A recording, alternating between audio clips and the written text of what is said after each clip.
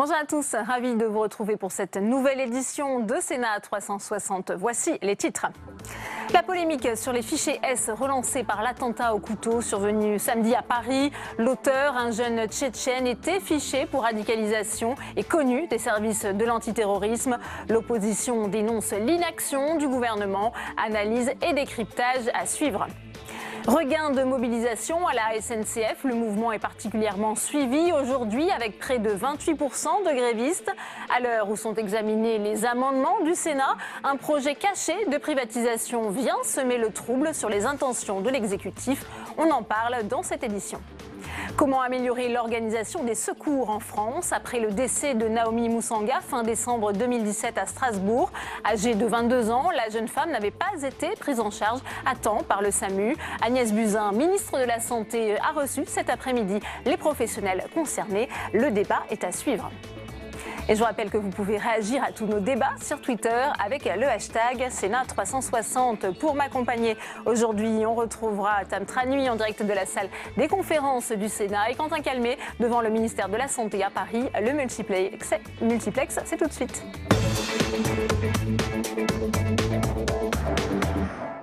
Je vous le disais en titre, le décès de Naomi Moussanga à Strasbourg en 2017 après un refus de prise en charge par les urgences a ému fortement l'opinion. Agnès Buzyn, ministre de la Santé, recevait cet après-midi les représentants des urgentistes pour tirer les enseignements de ce drame. Je vous propose d'écouter la ministre. Nous avons convenu de travailler sur 3 thèmes. D'une part, la formation des professionnels qui travaillent au sein de la régulation, notamment ce qu'on appelle les assistants de régulation médicale, c'est-à-dire les opérateurs qui répondent au téléphone, mais également s'assurer que la formation des médecins derrière est permanente. Deuxième axe, les procédures, vérifier que tout est procéduré, que les procédures sont bien suivies au sein des services. Et troisième axe, l'assurance qualité, c'est-à-dire vérifier que tous les services travaillent de la même façon, font remonter les incidents, les accidents, suivent les procédures, répondent correctement aux appels. Et cette assurance qualité, elle est indispensable pour toute activité médicale et toute activité à risque. Et nous nous sommes également mis d'accord sur un calendrier, car il y a évidemment un impératif de résultat. Et donc l'ensemble des représentants qui sont autour de moi aujourd'hui se sont accordés pour dire qu'ils m'apporteront une feuille de route sur ces 3 thèmes le 1er juillet prochain, de façon à ce que l'ensemble de ces problématiques soient traitées dès l'été. Et on va tout de suite retrouver Quentin Calmet. Vous avez suivi pour nous ces rencontres. Comment ont-elles été accueillies, ces propositions de la ministre que l'on vient d'entendre ? Eh bien, l'idée, Delphine, après 7 heures de rendez-vous entre les représentants des médecins urgentistes du SAMU ou encore des personnels de l'urgence hospitalière, c'est de dire que 99,99% des appels sont correctement traités par les services du SAMU et qu'il n'y a pas de faille dans l'organisation globale de ce service. Mais eh bien, la mort de Naomi Moussanga, elle doit être l'occasion de revoir tout de même ces procédures, leur application ou encore des pistes sur la formation des personnels. On le sait, le Sénat a signé un rapport sur la question il y a quelques années. Une autre piste, c'est également la fusion des numéros des pompiers et des services du SAMU. C'est un débat qui fait rage entre les professionnels du secteur. Enfin, une dernière information, Delphine, un rapport sur le décès de Naomi Moussanga doit être remis d'ici l'été à la ministre Agnès Buzyn, qui s'est engagée, la ministre, à remettre les conclusions de ce rapport en priorité à la famille de la jeune femme. Merci à vous, Quentin, pour toutes ces précisions. Et on vient d'en parler concernant la formation des ARM, les agents régulateurs médicaux. Le Sénat avait déjà tiré la sonnette d'alarme dans un rapport daté de juillet 2017. Il mettait en garde contre le niveau de formation de ces agents, jugé insuffisant à l'époque. Flora Sauvage. Qu'est-ce qui se passe? Bon, si vous ne me dites pas ce qui se passe, je raccroche. Madame, j'ai très mal. Oui, vous appelez un médecin, hein? D'accord. Voilà, vous appelez SOS médecin. Je peux pas. Vous pouvez pas? Ah non, vous pouvez appeler les pompiers, mais vous pouvez pas. Oui, vous allez mourir, certainement un jour, comme tout le monde. L'opératrice du SAMU qui répond à Naomi Moussanga, qui va mourir quelques heures après cet appel, est une assistante de régulation médicale. C'est le premier interlocuteur de toute personne qui compose le 15 ou le 112. Mais ce n'est pas un médecin. Le niveau bac ou équivalent est suffisant pour exercer cette profession, décrite comme le premier maillon de la chaîne de secours préhospitalier. La fonction de l'assistant de régulation médicale est d'écouter et d'analyser chaque appel avant de contacter l'hôpital, le médecin traitant ou les pompiers, et ce, pour un salaire de 1 785 € en fin de carrière. Un rapport du Sénat sur les urgences hospitalières posait déjà la question en septembre 2017 de la capacité des régulateurs des urgences à apprécier certaines situations. Les sénateurs estimaient que la fonction d'assistant de régulation médicale est insuffisamment valorisée et encadrée, en dépit de son importance cruciale. Il s'agit en effet d'un métier très difficile et extrêmement stressant, que l'on fait pourtant bien souvent exercer par des personnes manquant d'expérience, quand ce n'est pas tout simplement d'une formation initiale. Et pour remédier au dysfonctionnement, les sénateurs préconisent de mettre en place une formation initiale d'au moins 2 ans, sanctionnée par la délivrance d'un diplôme obligatoire pour l'exercice de la profession d'assistant de régulation médicale. Mais à ce jour, les propositions du Sénat n'ont pas été prises en compte. Et on va retrouver Tam Tran Nui en direct de la salle des conférences du Sénat pour une première réaction. À vos côtés, Bernard Jomier, sénateur attaché socialiste de Paris. Oui, Bernard Jomier. Alors Agnès Buzyn, la ministre de la Santé, a reçu tout à l'heure les médecins urgentistes autour du cas de la mort de Naomi Musenga.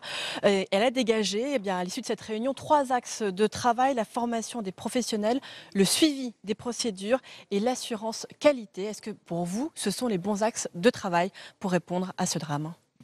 Sont certainement des réponses qui sont nécessaires, parce que l'épisode qui s'est passé est tout à fait inadmissible et extrêmement violent. On a tous entendu la voix de cette jeune femme qui n'a pas été prise en charge par le SAMU. On les a entendus à l'instant dans le reportage de Flora Sauvage. Et donc, bien sûr, il faut travailler la formation des professionnels. Bien sûr, il faut revoir les procédures. Mais on ne peut pas extraire quand même cet événement du contexte, qui est que le SAMU a vu le nombre d'appels qui lui est adressé multiplié par plus de 3 en une vingtaine d'années, au rythme d'ailleurs de l'augmentation de la fréquentation des services d'urgence. Et donc c'est une réponse plus large qui est nécessaire également. Il faut une réforme beaucoup plus large du SAMU. Pour vous, il y a un manque de moyens de ces services ? C'est pas qu'un manque de moyens, c'est aussi une question d'organisation. C'est-à-dire que les urgences en France sont beaucoup trop centrées sur l'hôpital et sont beaucoup trop centrées sur une réponse qui est unique. Et donc il est nécessaire de revoir au rythme de la progression absolument phénoménale des personnes qui se sont adressées aux services d'urgence physiquement, l'organisation de ces urgences. Il faut mettre des réponses en place en amont, en ville, ce qu'on appelle la permanence des soins ambulatoires. Et puis concernant les appels, la régulation est extrêmement importante. Il faut absolument aller vers une meilleure intégration. Vous savez qu'il y a un désaccord historique entre ce qu'on appelle les blancs, les SAMU, les rouges, les pompiers. Je crois que plus personne ne comprend ce type de désaccord. Il faut maintenant aller vers une réponse unique, mieux organisée, avec en amont des lieux de recours qui évitent qu'on aille systématiquement vers le SAMU et les urgences des hôpitaux. Il faut donc une réorganisation très importante. Elle est mise au jour par ce drame. Mais tout de même, vous l'avez dit tout à l'heure, on a entendu cet échange téléphonique qui est terrible. Il ne reflète tout de même pas tout l'état des urgences aujourd'hui. Est-ce que pour vous, il y a une erreur humaine au-delà de cette carence de système tout de même ? Écoutez, moi je ne suis pas en charge de l'enquête, donc l'enquête le dira. C'est certain que quand on entend l'enregistrement, il est accablant. Mais on entend un véritable problème de manque d'empathie. Le Conseil national de l'ordre des médecins a demandé à ce qu'il y ait bien plus d'humanité. Vous savez, moi je suis aussi professionnel de santé. Qu'un professionnel de santé fasse une faute, ça existe. Il faut que ça existe le moins possible. Il faut bien sûr former à l'empathie. Mais écoutez, je veux bien qu'on forme les professionnels de santé à l'empathie.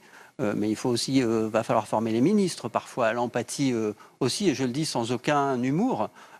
Malheureusement. Vous pensez à quelque chose en particulier là ? Oui, je pense très clairement que quand on n'analyse pas au fond pourquoi un système déraille, au-delà de la faute individuelle, au-delà de la responsabilité de la personne qui a une conduite qui est inadmissible, quand on ne regarde pas l'ensemble de ce qui ne fonctionne pas pour y apporter des solutions, qu'on se concentre sur l'événement qui est un événement tout à fait scandaleux, tout à fait regrettable, mais qui reste un événement isolé tout de même. Ce n'est pas tous les jours, et heureusement, c'est rarissime qu'un professionnel de santé déraille dans la gestion des services d'urgence. Par contre, Ce qui n'est pas rarissime, ce qui est le quotidien, c'est qu'on est passé d'une situation où quelques millions de personnes allaient dans les services d'urgence, et maintenant c'est 21 millions par année, où le SAMU recevait 3 fois moins d'appels que maintenant. Donc là, il y a une responsabilité de nous, des politiques, à prendre des décisions de fond.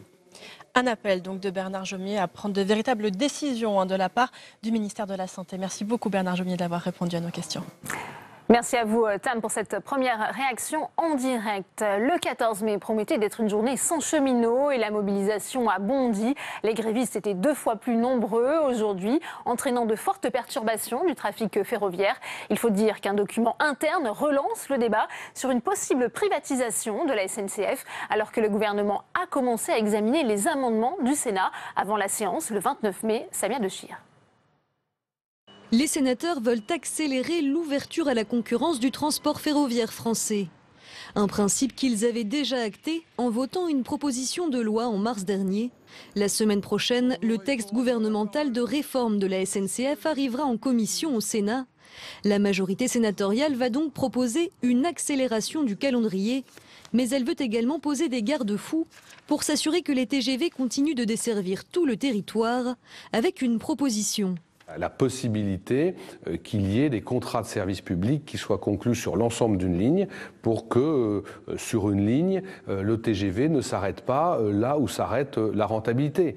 En clair, il ne faut pas que le Paris-Chambéry s'arrête demain à Lyon parce que la partie Lyon-Chambéry ne serait pas rentable. Les modifications au Sénat du texte réformant la SNCF pourraient également venir du gouvernement. Hier, le Parisien a révélé un document interne du ministère des Transports. On y découvre une proposition d'amendement qui permettrait à l'État de céder des actions des futures filiales de la SNCF. Les syndicats ferroviaires et la gauche y voient la preuve d'un projet de privatisation caché. On a un document interne qui vient d'être révélé et qui montre le vrai visage de cette réforme. C'est la préparation de la privatisation de SNCF Réseau et de SNCF Mobilité. Il n'y a pas autre chose à dire. C'est sur la table maintenant. Donc il faut que le gouvernement nous dise là où il veut aller. Le gouvernement a démenti l'information. L'examen du texte au Sénat s'ouvrira le 29 mai. On en vient maintenant à notre page consacrée à l'attentat au couteau qui a fait 2 morts samedi à Paris, dont l'assaillant, un jeune Tchétchène de 20 ans, naturalisé français en 2010. Une attaque qui correspond à la stratégie de Daesh, dite des 1000 entailles. Héloïse Grégoire. Comment Khamzat Asimov, le tueur au couteau, est-il passé à l'acte et avait-il des complices? Des questions auxquelles devront répondre les enquêteurs. Pour l'instant, 3 de ses proches sont en garde à vue. L'ami d'enfance de l'assaillant, également fiché S, vient d'être transféré au siège de la DGSI à Levallois. Le parquet de Paris vient de prolonger sa garde à vue de 24 heures. Ses parents sont interrogés depuis dimanche. Leur implication à ce stade semble écartée. Khamzat Asimov n'avait aucun antécédent judiciaire, mais il était fiché S, donc connu par les services de renseignement. L'attaque de samedi soir a été rapidement revendiquée par l'organisation État islamique. Une vidéo d'allégeance au groupe terroriste a été diffusée dimanche. On y verrait l'auteur de l'attentat prêter serment à l'organisation djihadiste. La vidéo est actuellement en cours d'authentification par les enquêteurs. Et on retourne à la salle des conférences pour une nouvelle réaction. Avec vous, Tam Tranui, Philippe Dominati, sénateur LR de Paris. Oui, Philippe Dominati, d'abord votre réaction à ce nouvel attentat qui a eu lieu à Paris samedi soir. Vous, qui êtes un élu de la capitale, c'est un nouveau drame qui frappe Paris. Une nouvelle fois, un drame. Ça arrive évidemment trop souvent. Deuxièmement, je note la réactivité des forces de l'ordre, des forces non spécialisées, les forces usuelles de police-secours qui sont intervenues très rapidement et auxquelles il faut rendre hommage. Cela montre combien toutes les forces de l'ordre sont finalement impliquées dans la lutte contre le terrorisme, alors même qu'il y a tout ce débat et cette commission d'enquête au Sénat sur l'état des forces de sécurité intérieure. Oui, alors elles sont toutes impliquées. Or, il n'y a pas de grand changement de structure, de réactivité depuis les premiers attentats il y a 3 ans. Et on peut se demander légitimement aujourd'hui si on n'en paye pas le prix par la routine que constitue, je dirais, la mécanique face au terrorisme, parce que malheureusement, les attentats continuent de se reproduire, je dirais, inexorablement. Et ils continueront certainement, puisqu'il n'y a pas de changement de donne fondamentale à ce niveau-là et que l'on a vu en plus qu'il était désormais facile de commettre un attentat avec un simple couteau de cuisine en la matière. Il est malheureusement facile d'être un terroriste et un assassin. Il est vrai qu'il faudrait une rupture, je pense, dans la mécanique et dans les directives données, parce qu'on ne peut pas se contenter des hommages, on ne peut pas se contenter de banaliser cet attentat, qui est un attentat terroriste. Alors Philippe Dominati, il y a également le débat politique autour de cet attentat. La droite et l'extrême droite réclament des actes de la part du gouvernement et non plus des commentaires, je les cite. Ils jugent que l'action de l'exécutif n'est pas suffisante en la matière. Est-ce que c'est aussi votre cas ? Non, ce n'est pas mon cas. Je pense que dans cette matière, il faut garder la raison. Il faut bien voir que c'est une politique de très longue haleine, quels que soient les gouvernements. L'auteur de cet attentat a été naturalisé français en 2010, donc ça remonte à loin. Et il faut changer peut-être le logiciel, changer les ordres concernant le commandement, mais continuer dans l'effort. Je comprends donc que vous n'êtes pas sur la ligne de Laurent Wauquiez qui demande à durcir le régime appliqué au fichier S avec l'expulsion des étrangers, fichier S ou encore la rétention de ceux qui sont jugés dangereux. Ça ne veut rien dire. Le problème, c'est que le fichier S est un outil de travail pour la police et pour nos forces de sécurité. Si on enlève cet outil de travail, on affaiblit nos forces de sécurité.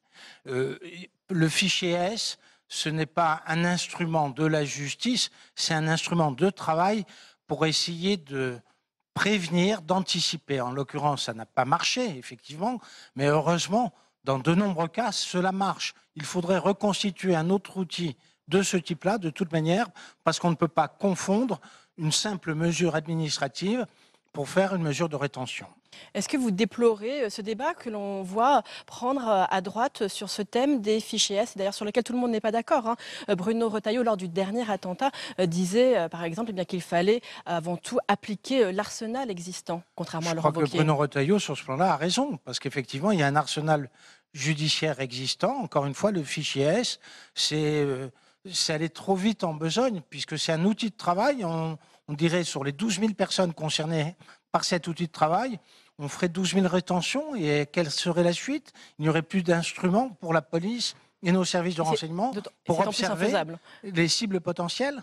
Merci beaucoup Philippe Dominati d'avoir répondu à mes questions. De rien. Bonne journée.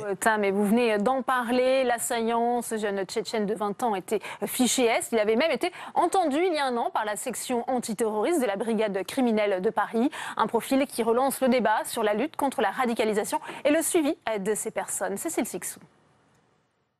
Il était fiché S depuis l'été 2016, mais cela n'a pas empêché Khamzat Asimov, le terroriste de Paris, d'attaquer des passants au couteau. Un passage à l'acte impossible à prévoir pour le gouvernement. Il n'y a pas, malheureusement, de moyen d'empêcher ce type d'événement. J'ai eu déjà l'occasion de dire que, malheureusement, le risque zéro n'existait pas. Des explications peu convaincantes pour les Républicains. Si un responsable politique vient à la télévision vous dire qu'il ne peut pas empêcher ce type d'événement, quelle indécence. Et au lieu d'être ministre, Benjamin Griveaux ferait mieux d'aller faire de l'horticulture. Les Républicains réclament de réunir tous les chefs de parti. Pour eux, il faut interner les fichiers S les plus dangereux, mais aussi expulser les étrangers.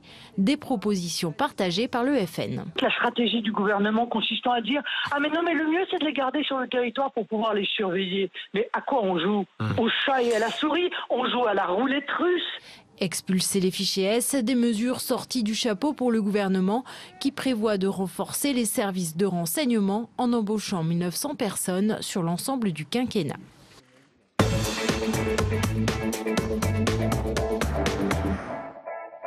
Et on ouvre le débat dans Sénat 360 avec mes invités sur ce plateau. Christian Cambon, bonjour. Merci d'être avec nous. Vous êtes sénateur Les Républicains du Val-de-Marne, président de la Commission des Affaires étrangères et de la Défense ici au Sénat. Merci d'avoir accepté notre invitation. Face à vous, Julien Bargeton, bonjour. Bonjour. Vous êtes sénateur La République En Marche de Paris, membre de la Commission des Finances. Avec nous également sur ce plateau, Jean-Yves Lecomte, bonjour. Merci d'avoir accepté notre invitation. Vous êtes sénateur socialiste et vous représentez les Français établis hors de France. Vous êtes par ailleurs membre de la Commission des Lois. Et nous avons aussi Guillaume Riquart avec nous, commissaire de police, membre du syndicat des cadres de la sécurité intérieure. Merci à vous.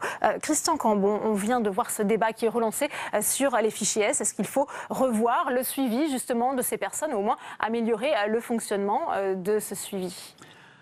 Qu'on puisse améliorer le fonctionnement du suivi, certainement.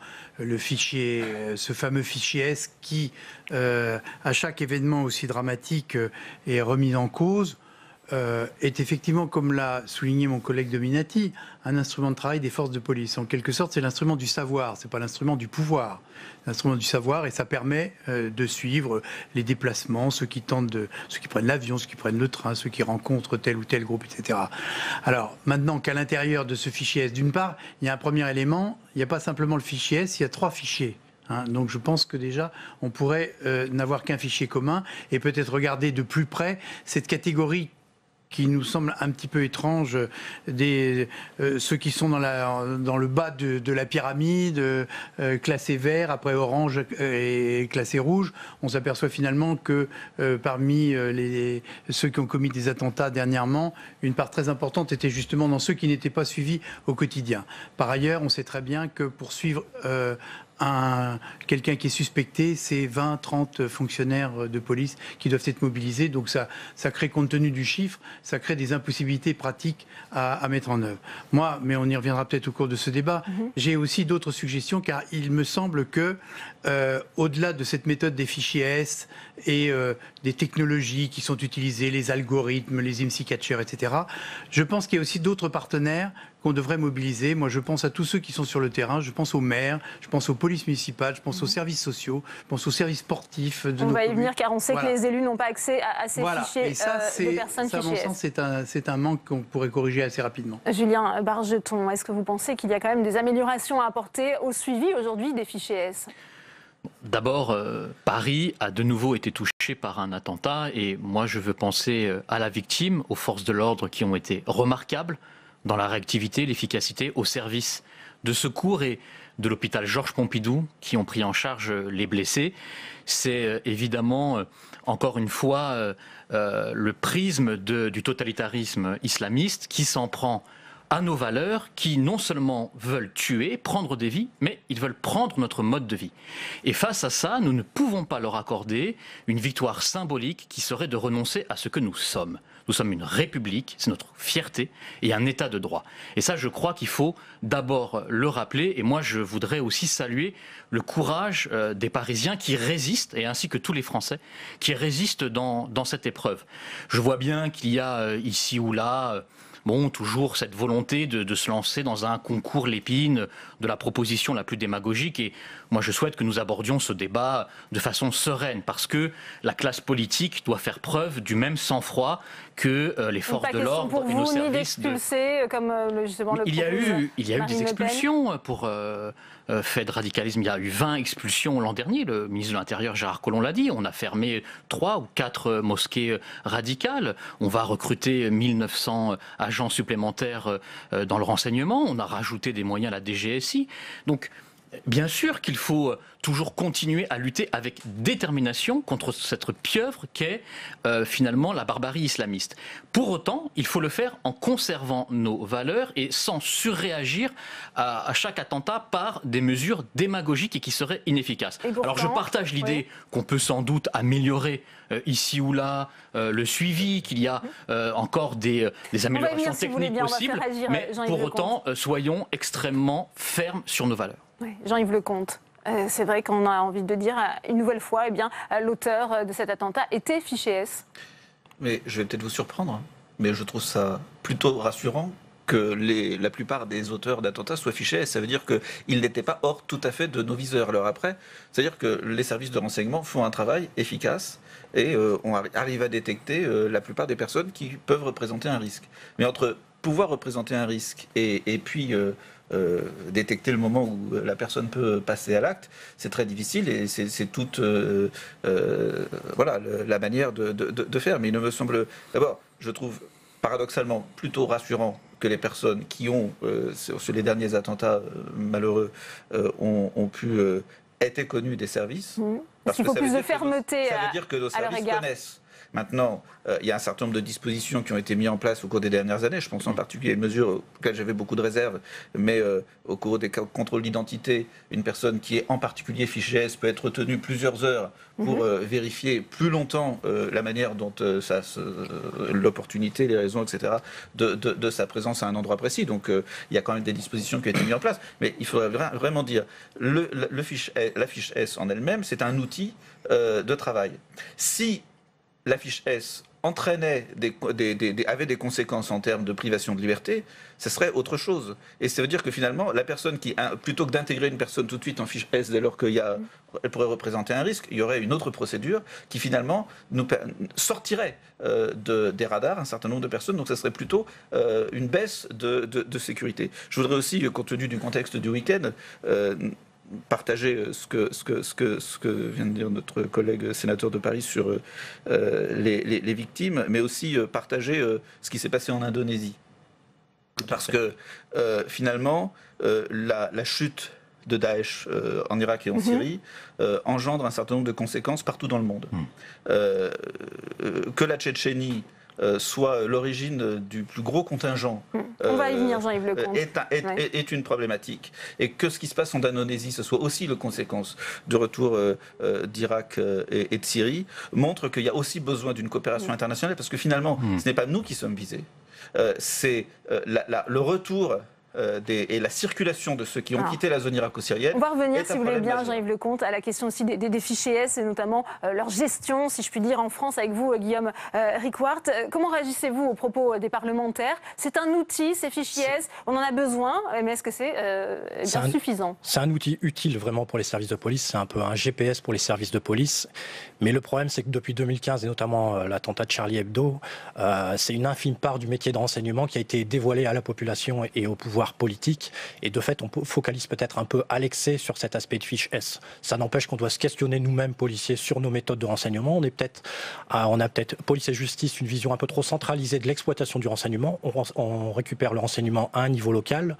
Il est transmis à l'échelon national et pris en charge par un parquet antiterroriste. Certainement qu'en développant à l'échelon départemental, par exemple, une exploitation judiciaire du renseignement, on aurait davantage d'efficacité et davantage de culture du risque dans l'exploitation du renseignement.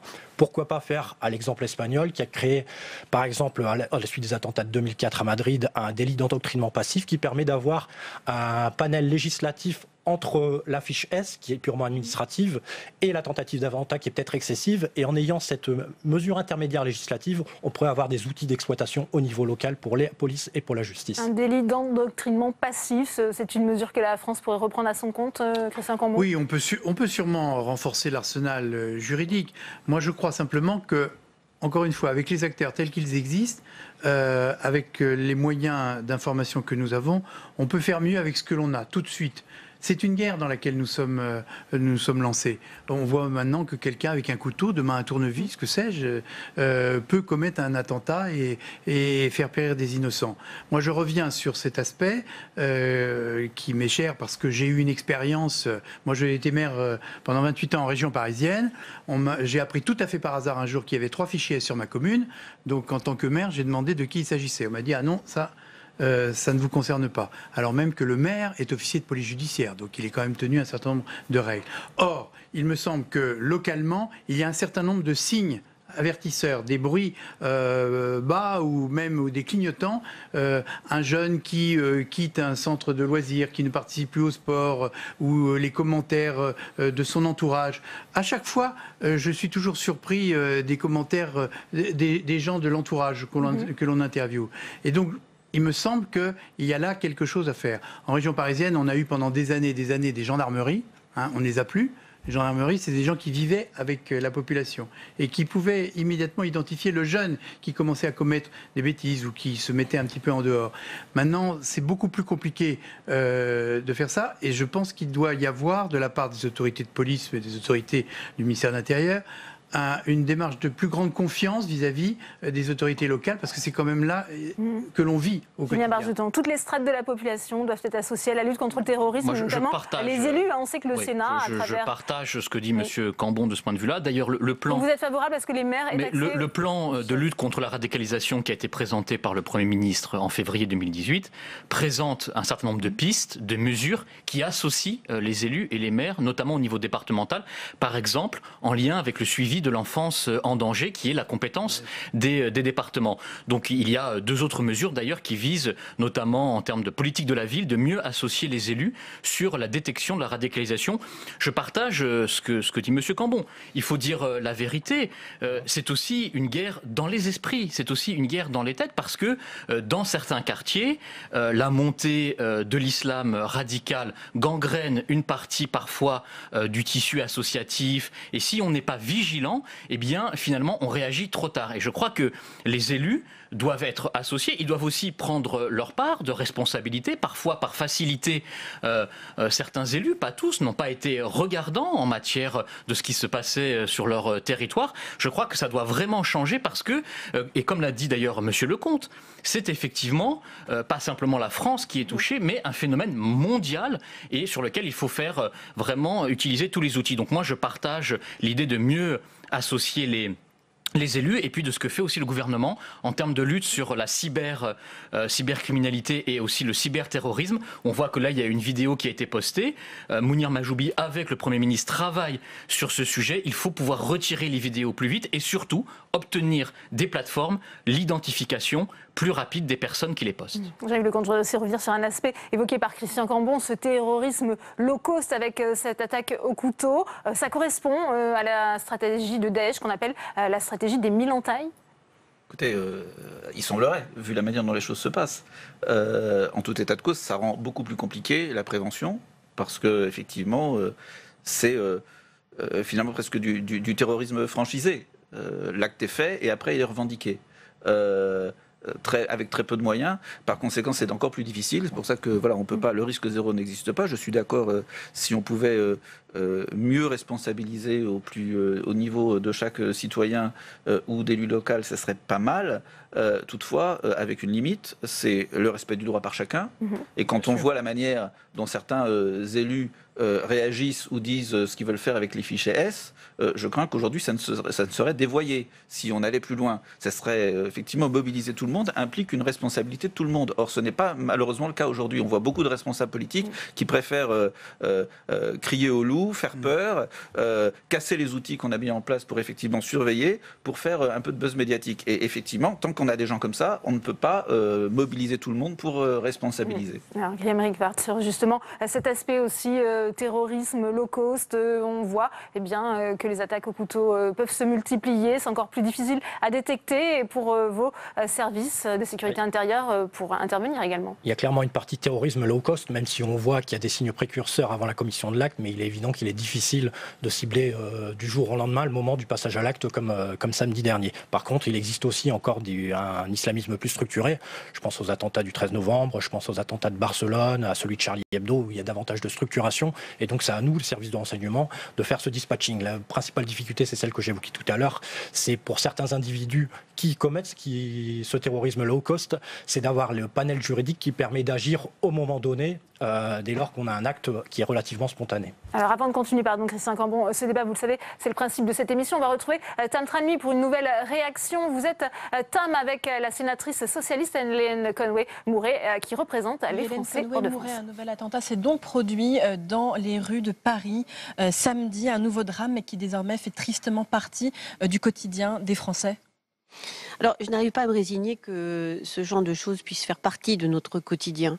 Sincèrement, tuer des innocents comme ça, par hasard, parce qu'on se trouve au mauvais endroit, au mauvais moment, et qu'on croise le chemin d'un de ces terroristes, pour moi, je n'arrive pas à me faire à l'idée qu'en effet, nous vivions dans cette menace. Et pourtant, c'est vrai, on a des rappels malheureusement trop souvent, que ce soit en France ou sur d'autres territoires européens, ces individus qui frappent on voit de plus en plus seuls. Ils ne font pas partie de groupes et donc il est de plus en plus difficile de pouvoir les détecter, voire de prévenir leur action. Et qu'aujourd'hui, on a des individus qui foncent sur des patients, sur des piétons et puis d'autres qui les tuent à coups de couteau devant l'opéra. Est-ce que vous jugez que la réponse de l'exécutif est à la hauteur dans ce contexte terroriste très élevé tel que vous venez de décrire ? Écoutez, l'exécutif fait son travail à la fois de rassurer et de dire à la population qu'il met tout en œuvre, bien sûr, pour la protéger, de condamner aussi, bien sûr, la violence et je crois, au niveau diplomatique, de travailler avec tous ceux qui, à l'international, aussi sont intéressés par le même sujet. Après, il y a bien sûr la polémique politicienne auquel certains se prêtent. À droite, l'extrême droite. Il n'y a pas d'acte, mais que des commentaires de la part de l'exécutif. Qu'en pensez-vous ? Mais ce n'est pas vrai, puisqu'on nous dit, et ce n'est pas quelque chose dont on parle tous les jours, que 22 attentats ont été empêchés depuis le début de l'année. C'est bien que nos forces de sécurité font leur travail. On a vu combien les policiers et les forces de secours ont été efficaces le jour de l'attentat. Donc on ne peut pas dire que l'exécutif, et c'est pas l'exécutif de faire cela, c'est bien l'ensemble de ces forces de sécurité qui travaillent, qui sont formées et qui sont à notre service pour nous protéger. Donc je pense que sincèrement la polémique aujourd'hui politicienne n'est pas de mise. Faut-il renforcer le contrôle parlementaire des services de renseignement ? C'est là l'une des propositions du Sénat, une proposition de loi qui a été déposée par Christian Cambon, François-Noël Buffet ou encore Philippe Bas à la fin de la semaine dernière. Je pense que ça va dans le bon sens. D'abord, on a besoin de services qui se parlent ensemble. Ils ont peut-être des missions légèrement différentes ou ont appris à travailler séparément les uns des autres. Et aujourd'hui, on voit bien qu'on ne peut pas se passer de renseignements et surtout d'un travail collectif et d'une action collective. De plus, je pense qu'à un moment où, en effet, on est dans une réforme constitutionnelle qui affaiblit, enfin, en tout cas, qui a vocation à affaiblir le rôle du Parlement, que nous avons besoin de montrer, en effet, que le Parlement légifère, mais aussi qu'il est là pour contrôler à la fois l'exécutif, mais aussi la façon dont l'argent public est dépensé. Et je pense que cette PPL va dans le bon sens. Merci beaucoup, Hélène Conway-Mouret, d'avoir répondu à mes questions. Merci à vous, Tam. Christian Cambon, vous disiez, vous n'avez pas un accueil très favorable du gouvernement sur cette proposition de loi ? Vous savez, à partir du moment où un Parlement demande de mieux contrôler l'action de l'exécutif, quelles que soient les majorités, je pense que la réaction est a priori jamais très enthousiaste. Mais c'est notre rôle et on le fait dans le respect strict des compétences du gouvernement auxquelles il ne convient pas de se substituer. Moi, il y a aussi un autre élément que je voudrais souligner une fois de plus, même si les solutions techniques sont un peu plus compliquées, c'est quand même le rôle de l'Internet dans ces affaires. Voilà des gens qui sont français, qui n'ont pas été en Syrie, qui n'ont pas été en Irak, qui n'ont pas été dévoyés par d'autres, mais qui, à partir d'un contact avec un voisin, avec un copain, etc., trouvent sur Internet l'endoctrinement nécessaire qui leur permet de basculer d'un jeune qui avait son baccalauréat. Je rappelle qu'il a son baccalauréat. On ne peut pas dire que le système ne s'est pas occupé de lui. Le voilà qui tombe dans le terrorisme le plus radical. Le lien avec Internet est quand même évident. Or là, je pense qu'on a aussi à réfléchir collectivement avec les spécialistes des mesures qu'il convient de prendre, parce qu'on sait que techniquement c'est possible, puisque des grands pays qui ne sont pas des exemples démocratiques, mais arrivent, j'allais dire, à cadrer en quelque sorte l'utilisation de l'Internet. Alors on nous dit, ah oui, mais vous comprenez, ces sites sont alimentés depuis l'étranger, etc. La technologie est quand même aussi assez performante dans ce domaine, et moi j'aimerais qu'il y ait une réflexion du Parlement et surtout du gouvernement pour aller dans ce sens, parce que le mal que ça fait sur des jeunes qui sont déstabilisés intellectuellement et qui peuvent tomber dans la délinquance à cause de ce smartphone ou de cet instrument qu'on leur met, je pense que là, il y a un véritable problème. Puisque vous parlez aussi du profil de l'assaillant, je voudrais quand même qu'on revienne à ses origines tchétchènes. Je vous propose d'écouter Alexandre Orlov, c'est l'ancien ambassadeur de Russie en France. Il était interviewé ce matin par nos confrères et consoeurs d'Europe 1. Écoutez. Moi, je pense, si vous voulez, quand j'étais encore ambassadeur, j'ai constaté que les autorités françaises étaient un peu trop, disons, indulgents vers les réfugiés tchétchènes qui venaient se réfugier en France en déclarant qu'ils sont persécutés politiquement, et les autorités françaises leur donnaient l'asile trop facilement. Et on voit les conséquences. Moi, je pense qu'il faut être un tout petit peu plus strict, plus sévère quand on accorde l'asile politique à qui que ce soit. Yves Lecomte, ça vous fait réagir, les origines tchétchènes Ça me fait un peu réagir parce que je pense que M. Kadyrov, qui été mis en place par celui qui avait nommé M. Orlov, que je respecte beaucoup par ailleurs, a quand même pas un modèle de démocratie, et que compte tenu de ce qui se passe en Tchétchénie depuis plus d'une dizaine d'années, il est assez logique qu'il y ait énormément de gens qui quittent ce pays parce qu'ils sont effectivement en danger. Donc à partir de là, si on devait avoir l'origine de tout ça, c'est bien la politique qui a conduit la situation en Tchétchénie à ce que beaucoup de gens s'en aillent. Et aujourd'hui, quel que soit ce qui s'est passé il y a 15 ans, et qui continue pour les Tchétchènes à Grozny, avoir malgré tout, parce qu'il s'agit d'une question de sécurité intérieure, un échange avec les autorités russes sur les personnes qui étaient sur le suivi des combattants tchétchènes qui étaient sur le terrain. Est-ce qu'il y a une radicalisation particulière des jeunes tchétchènes, justement, attendez, en raison de leur histoire? Vu ce qu'ils ont vécu depuis 20 ans, il y en a beaucoup qui sont partis. Donc à partir de là, ça n'excuse rien, mais il faut le savoir. Ça explique aussi le contingent, compte tenu des méthodes qui ont été utilisées en Tchétchénie pour pacifier la situation, ça explique aussi une partie de la mobilisation d'une part importante de gens qui viennent de Tchétchénie. Donc à partir de là, il ne faut pas faire comme si c'était la plus belle partie, la plus belle démocratie du monde, la Tchétchénie. Et deuxièmement, il y a besoin d'avoir une discussion avec les autorités russes, parce que nous sommes face aux mêmes situations maintenant. Quel que soit ce qui s'est passé il y a 15 ans à Grozny, il y a des Tchétchènes qui sont sur le terrain, étaient sur le terrain irako-syrien et qui vont certainement continuer à agir ailleurs. Et je crois que nous n'avons pas à nous occuper que des Français, nous avons à nous occuper globalement de l'ensemble des combattants. Nous avons vu ce qui s'est passé avec des gens qui revenaient d'Irak et de Syrie dans le sud des Philippines au début de l'année. On voit, je répétais, ce qui se passait en Indonésie. C'est vraiment aujourd'hui un travail d'intelligence mondiale que de suivre la suite de ceux qui étaient en Irak et en Syrie. Finalement, c'est un cancer qui peut se développer partout dans le monde. Guillaume Riquard, sur cet aspect de communauté tchétchène, est-ce qu'elle faisait l'objet d'une surveillance particulière de la part des renseignements français et des services du renseignement, oui, sachant que ce n'est pas la communauté la plus représentée. On a à peu près simplement 20 000 Tchétchènes dans l'ensemble de la France. Par contre, il y a un vrai sujet sur la radicalisation, je pense qu'il faut évoquer, et ça concerne tant les étrangers que les Français. C'est ce qui se passe dans les cités, notamment dans les grandes banlieues, avec une désocialisation complète de jeunes qui préfèrent s'investir dans moult trafics et qui donc n'ont pas une structuration normale, une socialisation normale, et on en paye les conséquences souvent quand ils ont 20-25 ans, et on l'a vu dans quasiment tous les attentats qui ont eu lieu en France. Et donc il faut qu'il y ait une vraie réflexion sur les peines, par exemple, qu'on va donner au trafic de stupéfiants, qui sont vraiment un moteur de l'économie et de la socialisation souterraine dans certains territoires. Christian Cambon, oui. Julien Bargeton. J'entendais là sur les radios en venant une information qui évidemment ressurgit à la faveur de ces événements.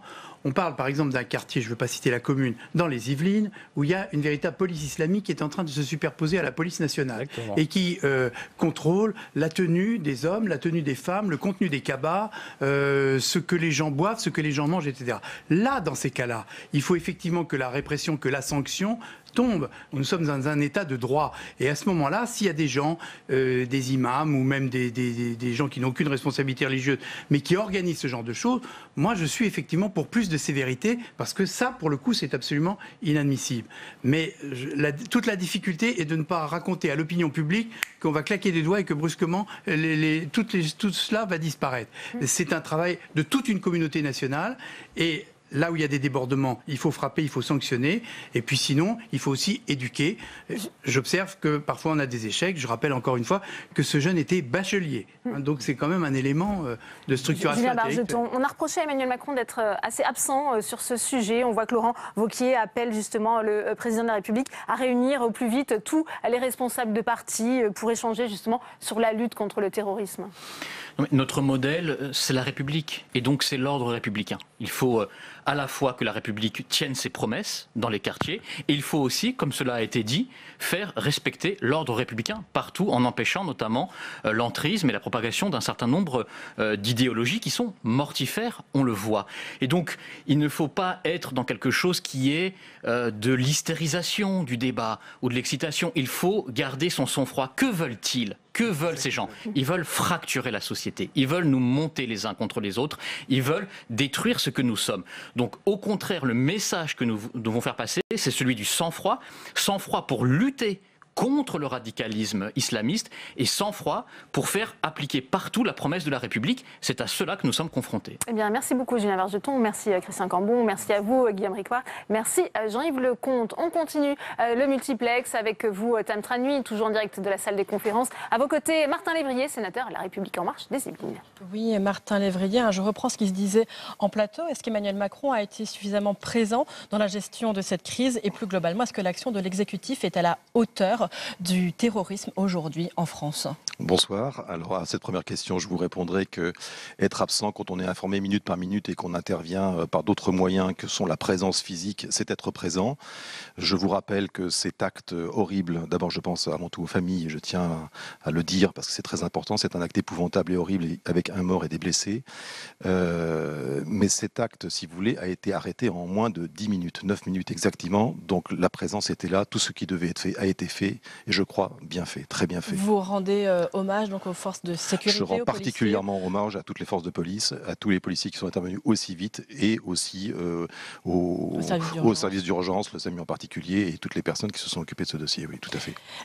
Qu'est-ce que vous pensez de toute l'atmosphère médiatique qu'il y a autour de cet événement, avec notamment la polémique déjà soulevée par la droite qui estime que l'exécutif n'est pas suffisamment présent, qu'il se contente de commentaires et qu'il n'y a pas d'actes, et puis également les propositions que refait Laurent Wauquiez sur les fichiers S? Le premier mot qui me vient à l'esprit, c'est choqué. Dans une période aussi difficile, où, je le redis, il y a eu un mort et des blessés, dont un blessé grave, venir immédiatement polémiquer sur ce sujet est malvenu. Surtout venant d'un parti qui lui-même n'est pas exemplaire sur cette affaire. Je suis malheureusement obligé de rappeler que sous la présidence Sarkozy, on a réduit considérablement tous les services de renseignement. Ce qui est notre véritable problème aujourd'hui, c'est le renseignement, parce qu'il y a un travail en profondeur qui est fait. On le voit, puisque finalement, la plupart des actes terroristes sont faits par des fichiers S. Fichiers S, ça veut dire que ce sont des gens qui sont surveillés par nos renseignements. Et donc, c'est bien la preuve qu'il y a un travail en profondeur. Mais se battre contre... Il y a donc bien des questions qui se posent autour du suivi des fichiers S aujourd'hui. Mais un fichier S, ça n'est pas la justice. Donc oui, les fichiers S existent, c'est une logique de renseignement, et le renseignement est indispensable pour éviter des erreurs encore pires. Si on ne se renseigne pas à la base et si on ne suit pas ce qui se passe, on aura des choses encore pires. Donc les fiches sont indispensables, mais ça n'est pas un acte de justice. Donc on ne peut pas faire des propositions comme elles sont faites actuellement par la droite et l'extrême droite qui se rejoignent cette fois-ci sur des projets de faire sortir des gens du territoire simplement parce qu'ils sont fichés. L'une des difficultés que l'on voit également, c'est ce terrorisme low cost. On voit que l'on peut accomplir un acte terroriste avec un simple couteau de cuisine. C'est donc extrêmement difficile d'empêcher un tel acte pour les services de renseignement. C'est excessivement difficile, c'est terrible. Je ne dirais pas que c'est impossible. Ce qu'il faudrait à terme arriver, et ça ne se passera par le renseignement, on y revient toujours, mais effectivement, tout homme qui prend une arme blanche et qui part dans la rue devient un danger potentiel, et quand il est embrigadé, entre guillemets, je parlerai presque de lavage de cerveau, qu'on ne vienne pas de parler de religion dans cette histoire, on peut craindre le pire dans ces cas-là, oui. Bien, merci beaucoup Martin Lévrier d'avoir répondu à mes questions. Je vous en prie. Merci à vous, Tam. Le 14 mai promettait d'être une journée sans cheminots et la mobilisation a bondi. Les grévistes étaient 2 fois plus nombreux aujourd'hui, entraînant de fortes perturbations du trafic ferroviaire. Il faut dire qu'un document interne relance le débat sur une possible privatisation de la SNCF, alors que le gouvernement a commencé à examiner les amendements du Sénat avant la séance le 29 mai prochain. Samia Dechir. Les sénateurs veulent accélérer l'ouverture à la concurrence du transport ferroviaire français. Un principe qu'ils avaient déjà acté en votant une proposition de loi en mars dernier. La semaine prochaine, le texte gouvernemental de réforme de la SNCF arrivera en commission au Sénat. La majorité sénatoriale va donc proposer une accélération du calendrier, mais elle veut également poser des garde-fous pour s'assurer que les TGV continuent de desservir tout le territoire avec une proposition. La possibilité qu'il y ait des contrats de service public qui soient conclus sur l'ensemble d'une ligne pour que sur une ligne, le TGV ne s'arrête pas là où s'arrête la rentabilité. En clair, il ne faut pas que le Paris-Chambéry s'arrête demain à Lyon parce que la partie Lyon-Chambéry ne serait pas rentable. Les modifications au Sénat du texte réformant la SNCF pourraient également venir du gouvernement. Hier, Le Parisien a révélé un document interne du ministère des Transports. On y découvre une proposition d'amendement qui permettrait à l'État de céder des actions des futures filiales de la SNCF. Les syndicats ferroviaires et la gauche y voient la preuve d'un projet de privatisation caché. On a un document interne qui vient d'être révélé et qui montre le vrai visage de cette réforme. C'est la préparation de la privatisation de SNCF Réseau et de SNCF Mobilité. Il n'y a pas autre chose à dire. C'est sur la table maintenant. Donc il faut que le gouvernement nous dise là où il veut aller. Le gouvernement a démenti l'information. L'examen du texte au Sénat s'ouvrira le 29 mai. Gilles Lansard, journaliste rédacteur en chef du site Mobilettre, est notre invité. Il répond aux questions de Saveria Rojek. Le face-à-face, c'est tout de suite.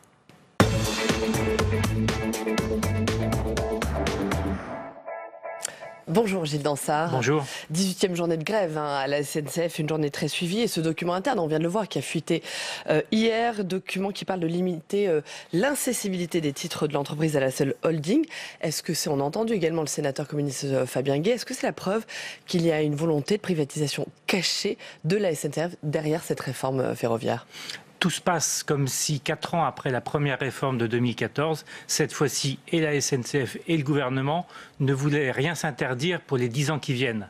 Dans l'immédiat, c'est absolument exclu. Ça a été redit que les 3 entités du nouveau groupe ferroviaire seraient 100% publiques, mais en n'inscrivant pas dans la loi que c'est incessible, et le gouvernement et la SNCF veulent se donner les moyens d'inventer demain peut-être un autre système en faisant venir d'autres actionnaires publics, voire privés. Parce que ce que vous nous dites là, c'est que les craintes de la gauche et des syndicats aujourd'hui sont complètement fondées. Parce que tout simplement, pour l'instant, le mot incessible ne peut pas figurer dans les textes de loi. D'un point de vue juridique, c'est extrêmement compliqué de dire qu'on crée une SA et de dire de toute manière, on ne pourra jamais toucher à son capital. Alors pourtant, la ministre des Transports, Elisabeth Borne, a réagi à ce document interne, à ces fuites. Elle a dit la SNCF Réseau, donc qui gère l'infrastructure ferroviaire, et SNCF Mobilité qui fait rouler les trains, eh bien ces 3 entreprises resteront 100% publiques et incessibles. Est-ce que c'est une garantie crédible, ce que dit la ministre ? Il va falloir voir dans les textes, dans les amendements d'ailleurs au Sénat dans quelques jours, si cette intention, si cette assurance est concrétisée dans les textes. Parce que pour l'instant, ce qui est sorti de l'Assemblée nationale, on ne voit pas le mot incessible. Donc là, il y a encore des concrétisations à attendre. Sudrail dit que la volonté de l'État, c'est de démanteler, de privatiser plusieurs pans de l'entreprise. C'est le spectre, bien sûr, d'une vente à la découpe du groupe. Ce démantèlement, c'est une crainte réelle et fondée aujourd'hui, vu l'état de l'entreprise ? Plus qu'un démantèlement ou d'une privatisation qui est un mot un peu valise. Vente à la découpe. Ouais, plus que ça, c'est le système lui-même qui n'est pas consolidé. Depuis que le Premier ministre, le 26 février, a dit qu'on s'inspirait du modèle à l'allemande, en fait, on s'aperçoit que les Allemands, ils n'ont pas fait ce qu'on est en train de faire. C'est-à-dire qu'ils ont, sous la holding de tête, ils ont tout un râteau de sociétés anonymes qui correspondent aux différentes missions ferroviaires en Allemagne. Et donc, si on le transposait en France, ça voudrait dire qu'il n'y a pas simplement SNCF Mobilité qui regroupe tous les trafics, mais on aurait une société pour les TER, une société pour les TGV, une société pour les intercités, une société pour le fret, une société pour Transilien. Donc, est-ce que aujourd'hui, le gouvernement et la SNCF ne veulent pas s'interdire de concrétiser la tendance qui a lieu depuis en fait 20 ans, qui est une gestion par activité assez verticale et non pas horizontale comme le veulent les syndicats, c'est-à-dire de garder l'unité du système ferroviaire. C'est bien là qu'est le débat essentiel, plus qu'une privatisation au sens idéologique du terme. Alors, on l'a dit, ce texte est bien sûr arrivé dans quelques jours ici au Sénat. Est-ce que ce principe d'incessibilité pourrait être gravé dans le marbre du texte sénatorial qui va être examiné par le Sénat ? Les discussions sont en cours, y compris avec le Conseil d'État, parce que ça n'est pas simple, encore une fois, d'écrire que on a deux sociétés, notamment la SA SNCF Mobilité et la SA SNCF Réseau, ne pourront jamais être touchées quant à leur capital. Là, c'est un débat entre juristes et il va bien falloir voir comment l'ingénierie juridique de ce texte va être consolidée. Pas simple en effet. Alors en parallèle, dans le même document, on apprend dans le même compte rendu, on apprend que l'entreprise publique elle souhaite déposer un amendement pour filialiser l'activité des trains régionaux, les TER, ce qui impliquerait en fait, pour que les gens comprennent bien, que les cheminots de ces TER ne seraient donc plus aux mêmes conditions sociales que ceux de la SNCF, c'est ça ? Alors là, la SNCF est assez claire. Elle dit qu'il s'agit sur des marchés extrêmement précis de pouvoir se donner la possibilité de créer des filiales. Ça s'est déjà passé en fait en région parisienne sur une ligne de tramway, le T11, où on a créé une filiale commune à Keolis, qui est déjà une filiale de la SNCF, et à Transilien, pour avoir de meilleures conditions. Donc c'est ce que redoutent les syndicats, c'est qu'on crée une multitude de filiales pour s'adapter à des marchés très particuliers. Donc est-ce que c'est une stratégie globale de filialisation ou est-ce que c'est au cas par cas? Là aussi, il va falloir des éclaircissements. Dont les salariés n'auraient pas les mêmes garanties sociales que... Évidemment, sur une filiale de droit privé, n'aurait pas les mêmes garanties. Alors, sur l'examen au Sénat, Édouard Philippe, le Premier ministre, a parlé la semaine dernière, quand il a reçu les syndicats, il a parlé d'amendements. Sur quoi vont porter ces amendements? On sait qu'il y a deux éléments. Il y a à la fois les conditions d'ouverture à la concurrence, mais également, j'allais dire, l'équation économique, c'est-à-dire la dette.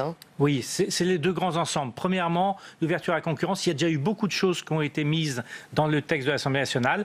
Les syndicats en demandent encore plus pour faire en sorte que ce fameux sac à dos social, lors du transfert des salariés dans une entreprise privée, soit le plus conséquent possible. Donc là, il y a encore des choses à mettre. En tout cas, la CFDT et l'UNSA ont proposé des dizaines d'amendements pour rassurer leurs salariés. Et puis le deuxième ensemble, et c'est là que c'est encore le plus intéressant, c'est l'équation économique, la trajectoire économique et financière du groupe. Pour l'instant, le gouvernement n'a pas dit grand-chose, parce que sur la dette, il ne veut pas se prononcer avant le 23 mai. C'est une date assez importante, un rendez-vous avec Eurostat au niveau européen. Mais il y a aussi la question du financement, de l'entretien et de la régénération des voies. Là aussi, il n'a pas dit grand-chose. Est-ce qu'il va mettre un peu plus d'argent chaque année pour faire en sorte que l'infrastructure, sans laquelle un train privé ne roulera pas mieux qu'un train public, soit de qualité? Donc là, c'est vraiment le grand rendez-vous qui permettrait éventuellement aux syndicats de s'en sortir à tête haute et de dire, voilà, on a obtenu de l'argent supplémentaire pour que ça roule mieux. Et ça, c'est quand même un élément important pour les Français de savoir qu'on va consacrer davantage d'argent pour le ferroviaire. Et puis, dernier point, mais qui n'est pas vraiment dans les amendements au Sénat, c'est la modernisation de l'entreprise SNCF et donc l'amélioration de sa performance et sa productivité. Très rapidement, à ce stade, quelle sortie de crise est envisageable? Que peuvent encore espérer les grévistes qu'on voit très mobilisés aujourd'hui? Si on les écoute, eux, ils voudraient bien avoir plus que des victoires sur les détails. C'est-à-dire qu'ils voudraient quand même aller retourner vers ceux qui font grève aujourd'hui de façon assez massive, en leur disant voilà ce qu'on a obtenu. Et pas simplement des contenus d'amendements ou des détails sur l'ouverture à la concurrence, le statut, l'organisation de l'entreprise. Donc ils ont besoin de quelque chose de substantiel. Et comme le gouvernement aujourd'hui refuse de céder sur les 3 points, statut de l'entreprise et ouverture à la concurrence, on imagine que ce qu'il pourrait obtenir, c'est sur la trajectoire financière, sur la dette et sur le financement des infrastructures. Très bien, très bien. Merci beaucoup. Merci Gilles Lansard d'avoir répondu à nos questions. Merci beaucoup. Merci Gilles Lansard, merci à vous Saveria Rojek. Comment améliorer l'organisation des secours en France? C'est la question posée après le décès de Naomi Moussanga fin décembre 2017 à Strasbourg. Âgée de 22 ans, cette jeune femme n'avait pas été prise en charge à temps par le SAMU. Agnès Buzyn, ministre de la Santé, a reçu cet après-midi les professionnels concernés. On va d'ailleurs retrouver Quentin Calmet sur place. Bonjour Quentin. Alors comment ces annonces de la ministre ont été perçues par les représentants des urgentistes? Eh bien, ce que l'on retient, Delphine, c'est que ces représentants ainsi que la ministre de la Santé, tous voulaient montrer qu'ils faisaient bloc, qu'ils étaient unis pour répondre à la mort et au drame de Naomi Moussanga. Parmi les personnes reçues cet après-midi, il y avait par exemple François Braun, il est président de SAMU et Urgences de France. Je vous propose de l'écouter. Je pense qu'effectivement, nous avons été très bien entendus par la ministre. Nous avons, dans cette dramatique affaire, un devoir collectif qui est d'améliorer la prise en charge au niveau des appels au SAMU, de l'améliorer dans la qualité de la prise de l'appel, mais de l'améliorer également dans toute la chaîne de signalement des problèmes qu'il peut y avoir.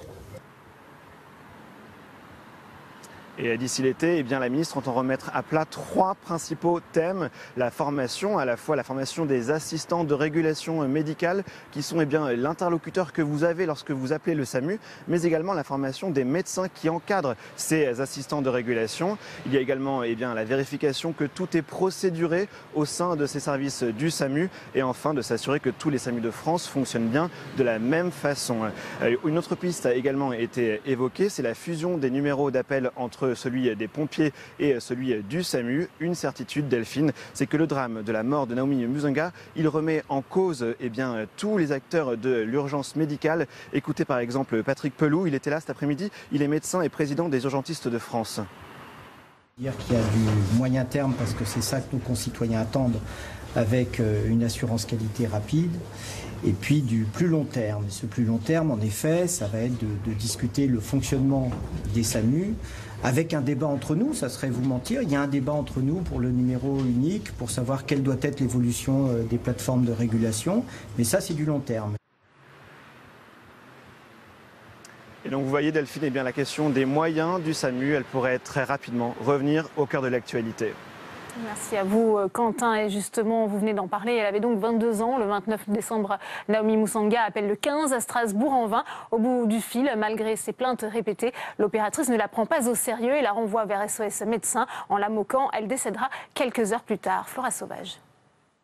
Qu'est-ce qui se passe? Bon, si vous me dites pas ce qui se passe, je raccroche. Hein. Madame, j'ai très mal. Oui, bah vous appelez un médecin, hein? D'accord. Voilà, vous appelez SOS Médecin. Je peux pas. Vous pouvez pas? Ah non, vous pouvez appeler les pompiers, mais vous pouvez pas. Oui, vous allez mourir, certainement un jour, comme tout le monde. L'opératrice du SAMU qui répond à Naomi Musinga, qui va mourir quelques heures après cet appel, est une assistante de régulation médicale. C'est le premier interlocuteur de toute personne qui compose le 15 ou le 112. Mais ce n'est pas un médecin. Le niveau bac ou équivalent est suffisant pour exercer cette profession, décrite comme le premier maillon de la chaîne de secours préhospitalier. La fonction de l'assistant de régulation médicale est d'écouter et d'analyser chaque appel avant de contacter l'hôpital, le médecin traitant ou les pompiers. Et ce, pour un salaire de 1 785 € en fin de carrière. Un rapport du Sénat sur les urgences hospitalières posait déjà la question en septembre 2017 de la capacité des régulateurs des urgences à apprécier certaines situations. Les sénateurs estimaient que la fonction d'assistant de régulation médicale est insuffisamment valorisée et encadrée, en dépit de son importance cruciale. Il s'agit en effet d'un métier très difficile et extrêmement stressant, que l'on fait pourtant bien souvent exercer par des personnes manquant d'expérience, quand ce n'est pas tout simplement d'une formation initiale. Et pour remédier au dysfonctionnement, les sénateurs préconisent de mettre en place une formation initiale d'au moins 2 ans, sanctionnée par la délivrance d'un diplôme obligatoire pour l'exercice de la profession d'assistant de régulation médicale. Mais à ce jour, les propositions du Sénat n'ont pas été prises en compte.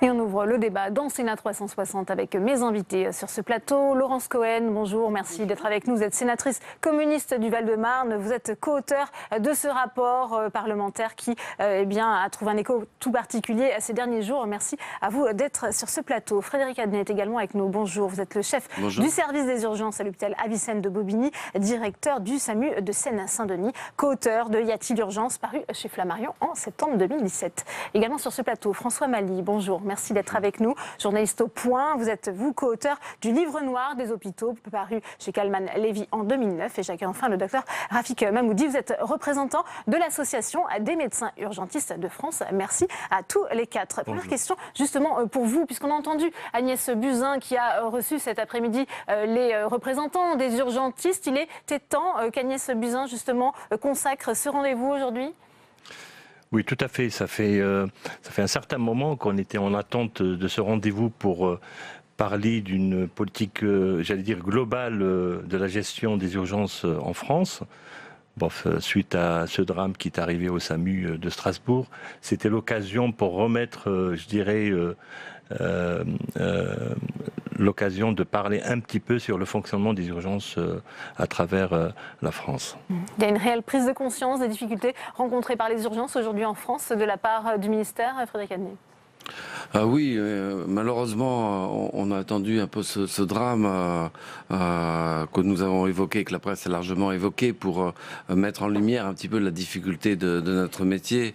Et l'accent a été mis sur le premier maillon du déclenchement des secours, très spécifiquement français. Hein. En France, notre doctrine, c'est l'hôpital va au domicile. Donc on envoie des médecins hospitalier, du service public hospitalier au domicile du patient. Et le premier maillon de cette chaîne de secours, c'est les assistants de régulation médicale.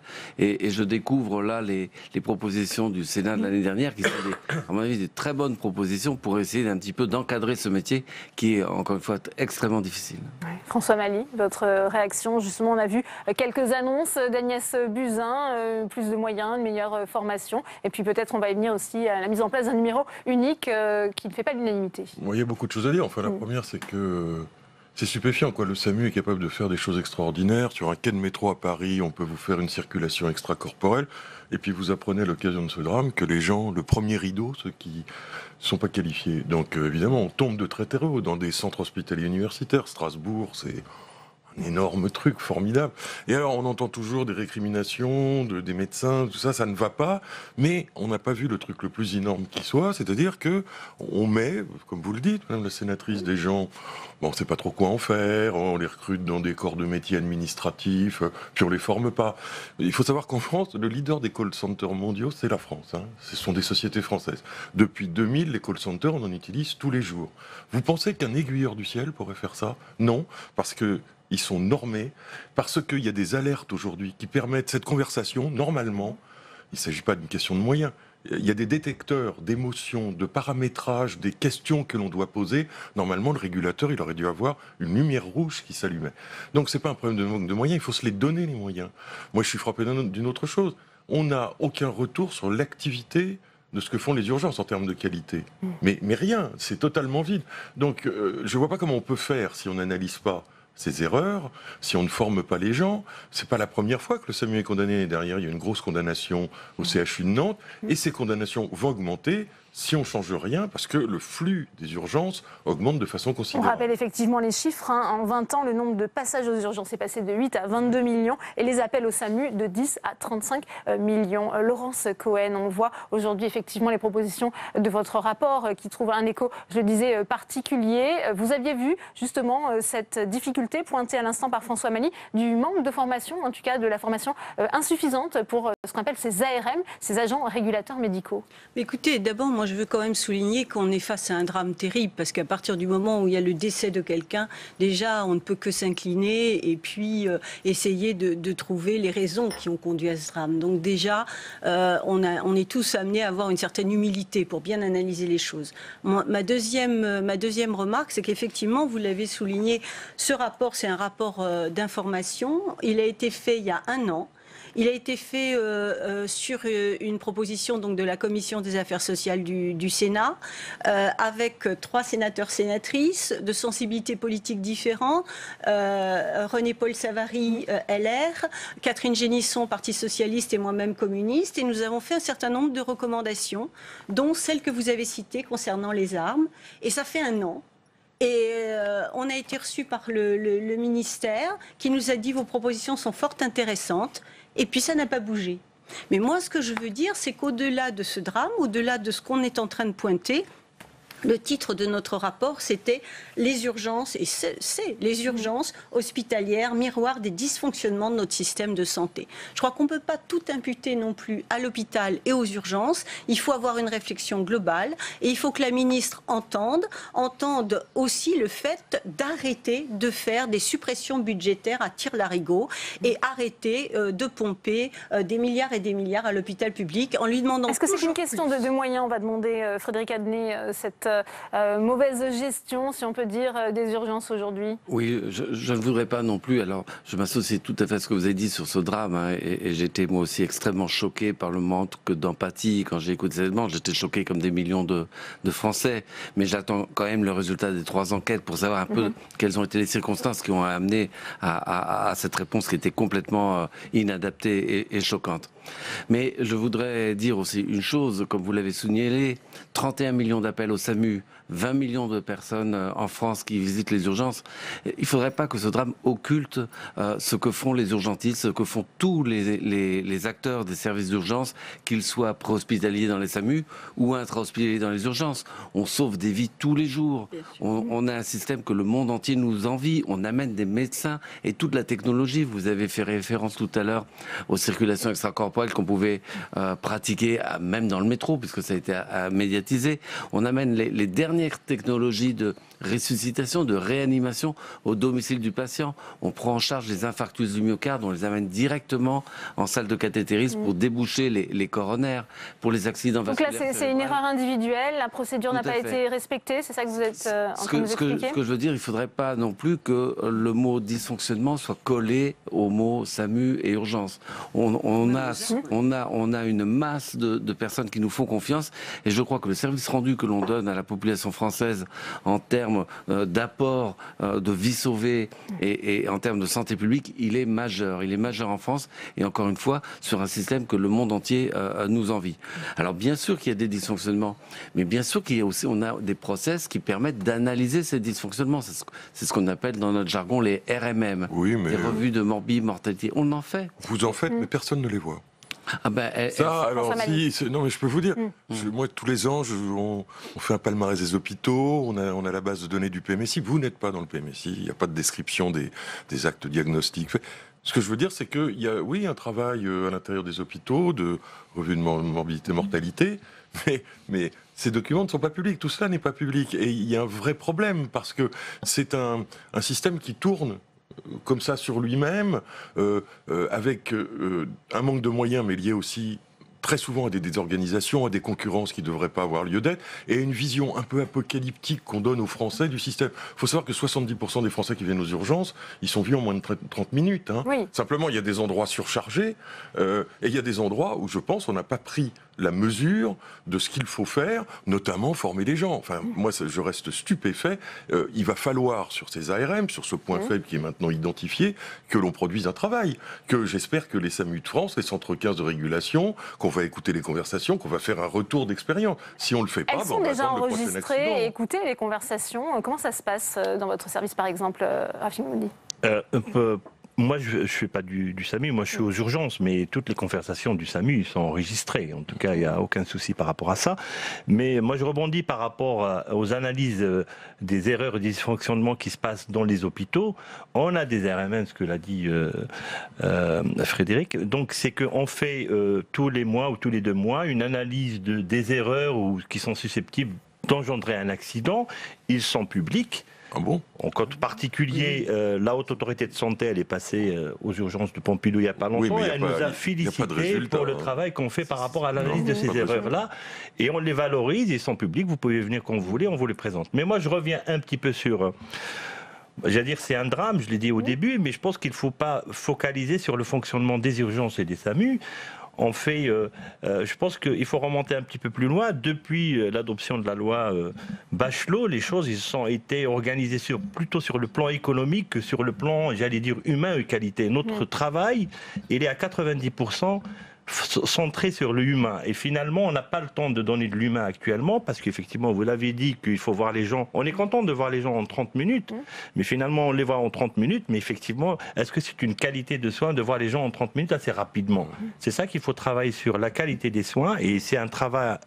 Mais vous êtes d'accord quand même sur la formation de ces agents qui est largement insuffisante. D'ailleurs, beaucoup de personnes ont été surprises de ne voir que ce n'étaient pas des médecins ou des étudiants en médecine qui prenaient les appels. Peut-être Laurence Cohen. Moi, je veux faire 2 remarques. C'est-à-dire qu'effectivement, il y a ce manque de formation et donc les préconisations qu'on a données il y a 1 an au travers de notre rapport d'information et qui sont connues du ministère et qui n'ont pas donné, qui n'ont pas été prises en compte, ces recommandations. Donc là, c'est un premier problème. Ensuite, je pense qu'il faut aussi faire attention parce qu'il y a des milliers d'armes, on les appelle comme ça, et qui font très bien leur travail. et qui font un travail qui est extrêmement lourd et qui est surtout très responsabilisé parce que effectivement, il faut prendre très vite le pouls, si je puis dire, de la personne. Alors, il a pu y avoir, et là, visiblement, quand on entend les propos, c'est insoutenable, hein, c'est absolument insoutenable. Donc, effectivement, là, il faut poursuivre l'enquête et voir ce qui s'est passé, mais il ne faut pas généraliser. Ça, c'est ma première remarque. Et ma deuxième remarque, faisons attention aussi. Bien sûr qu'il faut former les personnels, c'est dans notre... les formations diplômantes. Tout ça, ok. Bien sûr, il faut s'interroger aussi par rapport au fonctionnement des urgences. Mais aussi, il ne faut pas être hypocrite. C'est-à-dire qu'il faut aussi voir comment fonctionne la médecine de ville. C'est-à-dire qu'aujourd'hui, la médecine de ville, elle est défaillante. Les urgences, si elles sont aussi saturées, c'est parce que les gens ne trouvent pas non plus de réponse ailleurs qu'à l'hôpital. Alors, il faut relativiser, parce que là, je suis prise par le temps, donc ça caricature un peu les propos, et j'en suis désolée. Mais c'est parce que je ne veux pas que, tout à coup, on focalise sur les urgences, sur l'hôpital. On a compris l'essentiel de votre propos, Laurence Cohen. Peut-être Frédéric Adnet, ensuite François Magny. Oui, je suis partiellement d'accord avec ce que vous venez de dire. Je crois que vos auditeurs doivent comprendre ce que c'est que le métier d'arme. Le métier d'arme, c'est le premier maillon quand vous appelez les secours. Quand vous faites le 15... On rappelle agent régulateur médical. Assistant de régulation médicale, arme. Quand vous faites le 15, vous tombez sur une arme qui, sa première mission, c'est de prendre les coordonnées. Parce que si on envoie les secours, il faut bien savoir où on va. Et quelquefois, les patients ne comprennent pas qu'il faut donner son adresse de manière exacte et savoir comment on arrive chez la personne. La deuxième action de l'arme, qui est essentielle, c'est de déclencher les secours si l'urgence est vitale et évidente. Et donc, elle a une responsabilité énorme. Et ensuite, elle passe l'appel, selon la nature de la détresse, au médecin régulateur, qui peut être un médecin hospitalier ou un médecin libéral. Et donc, elle a un rôle de pivot, un rôle fondamental dans le déclenchement des secours.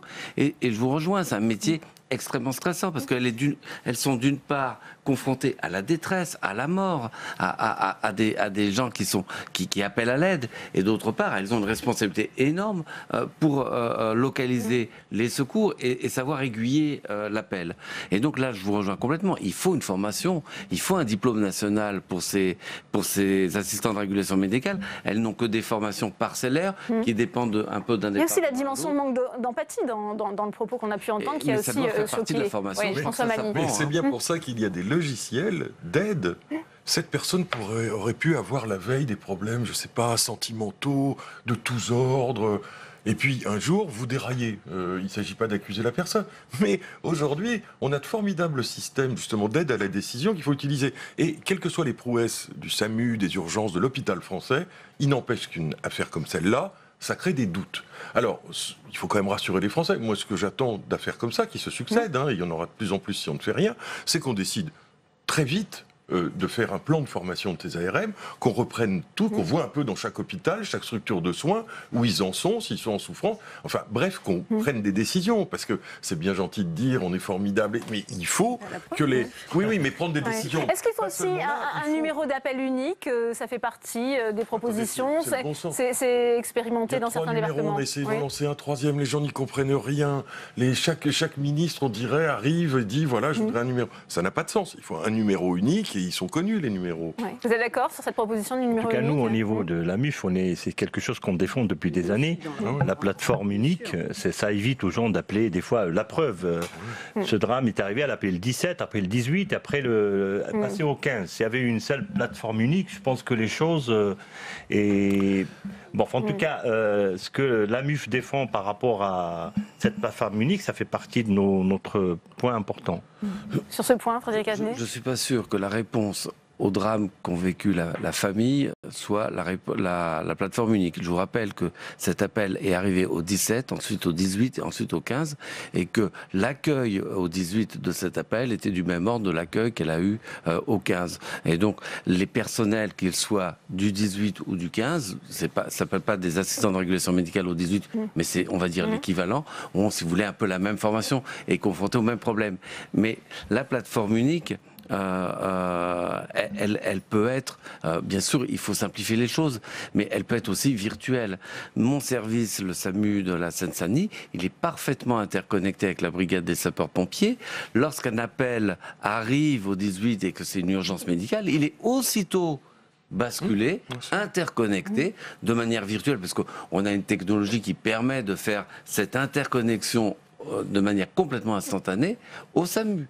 Et donc, si vous voulez, la plateforme unique, c'est pas forcément de mettre tout le monde au même endroit. C'est de se donner les moyens technologiques, et on les a actuellement, de pouvoir interconnecter, mais en temps réel, les appels. Quand le SAMU reçoit un appel pour un incendie ou pour un accident de la voie de circulation, ça arrive très souvent. On passe l'appel tout de suite aux pompiers, on a des lignes dédiées, et la réciproque est vraie. Lorsque les pompiers ont besoin du SAMU, on est complètement interconnectés. Donc la proposition est sur la table.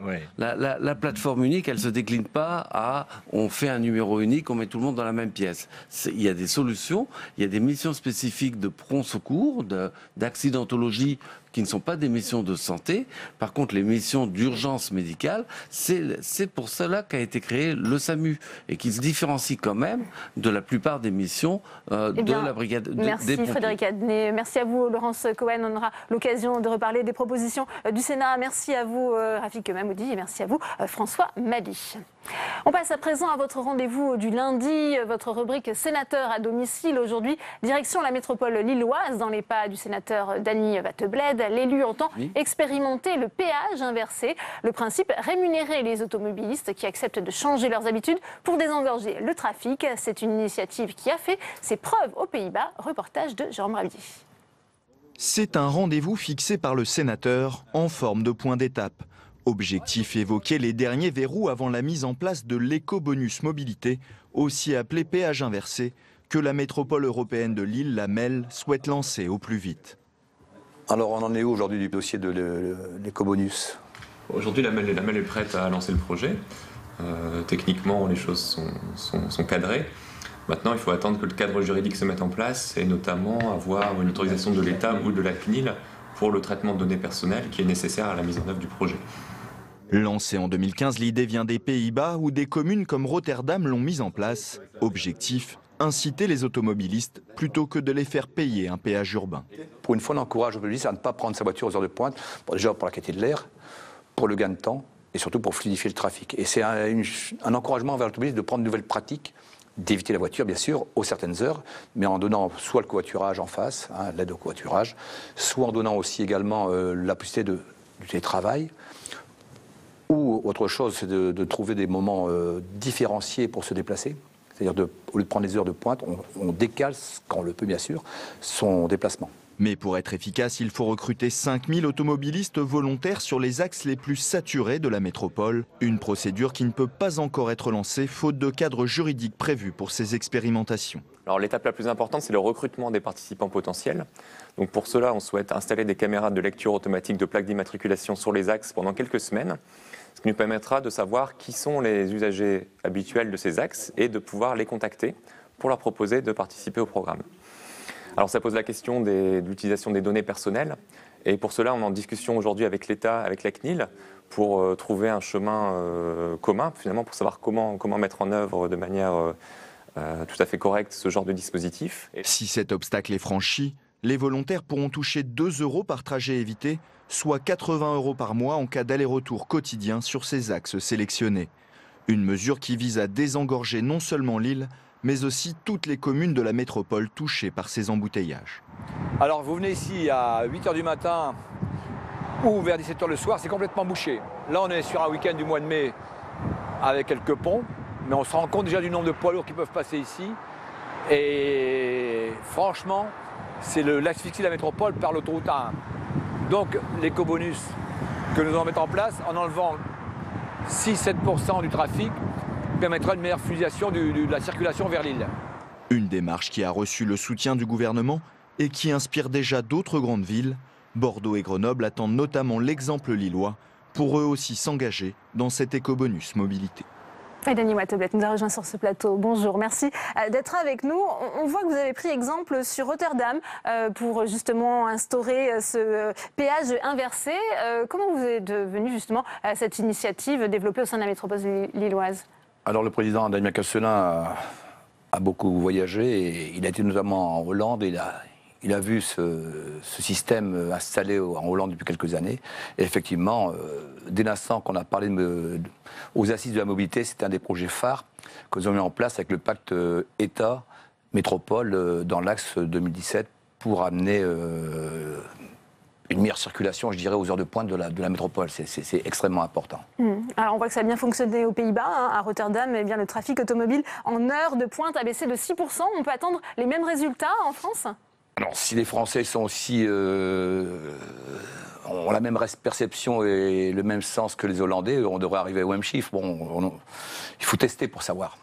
Alors l'idée, c'est pas de baisser par 2 la circulation. Hein, c'est pas du tout ça. C'est de baisser entre 5 et 7% aux heures de pointe.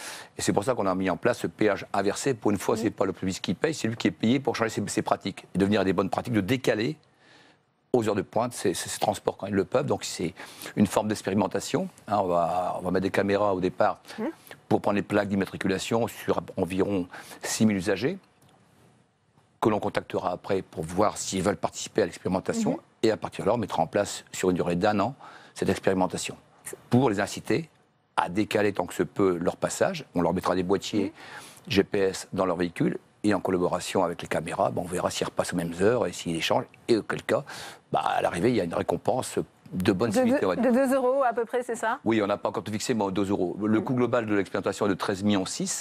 À savoir 13,6 millions, ça peut paraître beaucoup, mais quand on sait qu'1 km d'autoroute, c'est 6 millions. Le problème, c'est d'encourager les bons comportements. Voilà.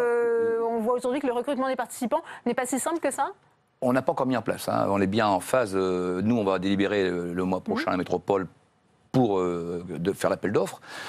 Après, il faut passer aussi par les fourches de la CNIL qui donne l'autorisation pour pouvoir... Justement, puisqu'il y a un problème de récolte des données personnelles, justement avec la mise en place de ces boîtiers, qu'est-ce qui bloque aujourd'hui ? Alors aujourd'hui, c'est l'accord de la CNIL qui nous autorise à pouvoir prendre toutes les plaques d'immatriculation par les caméras LAPI. Hein. Ces caméras qui permettent qui étaient mises en place une bonne partie pour les quotas qui avaient été abandonnés. Donc on servait ces caméras avec ces portiques pour prendre toutes les plaques, pour pouvoir répertorier les automobilistes. Donc on a besoin d'autorisation de la CNIL, informatique et liberté. Alors Dany Wattebled, vous avez interpellé Nicolas Hulot au Sénat lors de la séance des questions d'actualité. Je vous propose de réécouter votre intervention. Madame la ministre des Transports s'est déclarée mercredi dernier favorable à la mise en œuvre de péages urbains par les collectivités, ainsi qu'à l'initiative de péages inversés. Or, le cadre juridique reste à clarifier pour permettre à une collectivité de mettre en œuvre directement un péage inversé. La phase de recrutement des participants volontaires nécessite le recours à des caméras de lecture automatisées de plaques et donc un traitement de données à caractère personnel. D'abord, je pense qu'il faut essayer, c'est ce que font les pays nordiques, puis si ça ne marche pas, on revoit la décision, avec le versement d'incitations financières, de bonus, en d'autres termes, aux conducteurs qui acceptent de choisir d'autres modes de transport que la voiture pendant les heures de pointe. Voilà, pour accompagner ces collectivités, donc pour répondre à votre question, nous travaillons avec le ministère de l'Intérieur pour développer les outils, notamment numériques, qui vont leur permettre d'avancer tout en respectant la vie privée de nos concitoyens.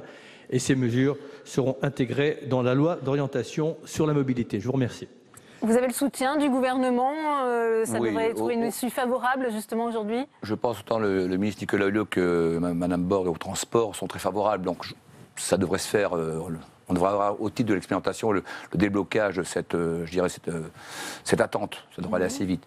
Par contre, ce qui est très intéressant à voir, c'est l'évolution grâce à ça, et également autour de ça toute une mise en place d'éléments qui permettront de décaler le déplacement des urbains ou des périurbains, notamment le télétravail qui pourrait être aussi une incitation forte, ne serait-ce que dans les...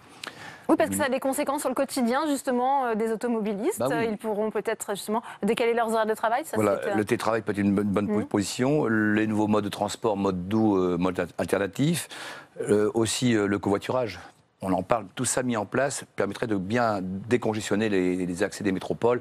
Et c'est pas que pour Lille, c'est tous les métropoles de France qui sont engorgées. On voit bien aux heures 7h30, 9h et le soir à partir de 4h30 jusqu'à 19h, enfin 16h30 jusqu'à 19h, c'est vraiment congestionné. Et donc si on met en place plusieurs outils côte à côte, dont l'écomobilité, on permettra peut-être aux gens d'avoir une meilleure santé, puisqu'il ne faut pas oublier l'émission de carbone qui est importante à ces moments-là, et surtout un gain de temps, puisqu'on considère environ 50 heures de perdu en trajet par an.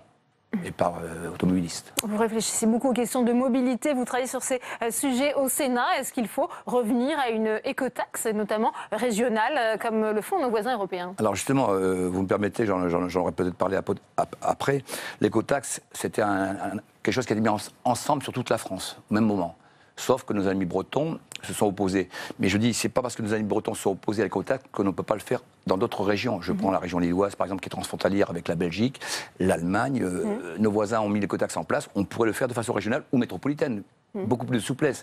Et ce serait vraiment une avancée dans l'esprit de régionalisation des choses. On parle beaucoup de la régionalisation, et écoutez, effectivement, la Bretagne étant plus enclavée ne voulait pas d'écotaxe, effectivement, ils ne le font pas. Par contre, la région parisienne ou la région nordiste, ou nos voisins frontaliers, ne serait-ce que par l'Italie ou l'Espagne, devraient pouvoir le faire, que soit-il de la région ou même au niveau des métropoles. Et ce serait une bonne chose parce qu'on rentrerait aussi un peu d'argent pour entretenir nos routes et faire autre chose. C'est en effet une des mesures envisagées pour compenser les baisses de dotation de l'État. Merci à vous, Dany Wattebled, d'être venu parler de cette initiative sur Public Sénat. C'est la fin de cette édition. Merci à vous de l'avoir suivi. À 18h, l'épreuve de vérité. Invitée ce soir, Jacqueline Gourault, ministre auprès du ministre de l'Intérieur, Gérard Collomb. Très bonne soirée et à demain.